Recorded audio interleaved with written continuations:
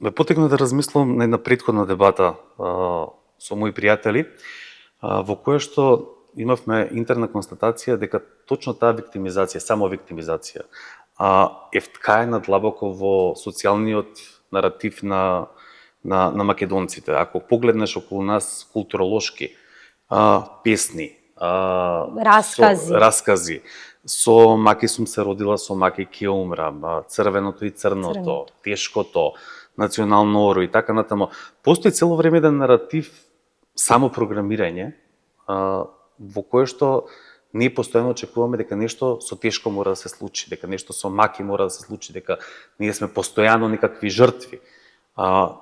Како ти тоа го детектираш во анализите? И точно тоа што го спомна околу злоупотребата на тој всаден менталитет на постојана жртва при политичката комуникација. Така, пред се тоа може да се забележи дури на индивидуално ниво. При работата со студенти можеш да забележиш дека иако зборуваме за млади луѓе кои што нели треба да бидат највозбудени за животот кој што доаѓа, секогаш го имаме менталитетот дека на нас ни е нешто тешко и дека на нас ни е нешто одземено или дека треба да се плашиме дека тоа би ни се случило.